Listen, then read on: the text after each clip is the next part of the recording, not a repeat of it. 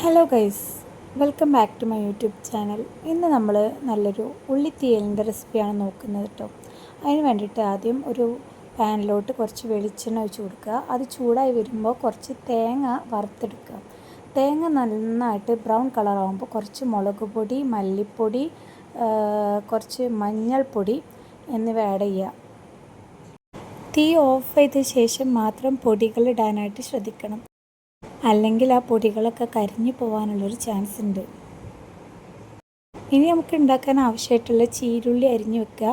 അതേപോലെ പുളി കുറച്ച് ചുടുവെള്ളം ഒഴിച്ച് വെക്കുക. എന്നിട്ട് പിന്നെ ഈ വറുത്തെടുത്ത തേങ്ങ ഒരു ജാറിലോട്ട് ഇട്ട് കൊടുക്കുക. അതിലോട്ട് പുളി പിഴിഞ്ഞ് ഒഴിച്ച് കൊടുക്കുക. എന്നിട്ട് നന്നായിട്ട് തന്നെ ഒന്ന് അരച്ചെടുക്കണം കേട്ടോ. ഇതിലോട്ട് നമ്മൾ വേറെ വെള്ളം ആഡ് ചെയ്യുന്നില്ല, ഈ പുളിവെള്ളം മാത്രമേ ഞാൻ ആഡ് ചെയ്തിട്ടുള്ളൂ. ഇപ്പം ഞാനത് നന്നായിട്ട് അരച്ചെടുത്തിട്ടുണ്ട്. ഇനി ഒരു പാൻ അടുപ്പത്ത് വെച്ച് അത് ചൂടാവുമ്പോൾ അതിലോട്ട് കുറച്ച് വെളിച്ചെണ്ണ ഒഴിച്ച് കൊടുക്കുക കേട്ടോ. വെളിച്ചെണ്ണയാണ് നല്ല ടേസ്റ്റ്, അല്ലെങ്കിൽ പിന്നെ വേറെ ഏതെങ്കിലും എണ്ണ യൂസ് ചെയ്യാം.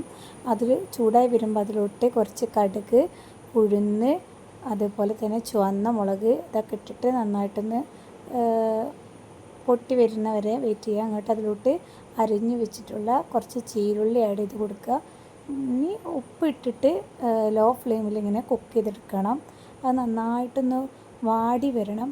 നന്നായിട്ട് വാടി വരുമ്പോൾ അതിൻ്റെ കളറൊക്കെ ഒന്ന് ചേഞ്ചായി വരുന്ന സമയത്ത് ഈ അരപ്പ് അതിലോട്ട് ആഡ് ചെയ്ത് കൊടുക്കണം.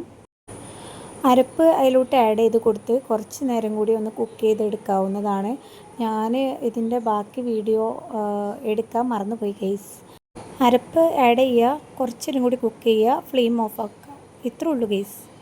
ഇത് വളരെ സിമ്പിളായിട്ടുള്ള റെസിപ്പിയാണ്. അപ്പോൾ എല്ലാവരും ഒന്ന് ട്രൈ ചെയ്ത് നോക്കുക.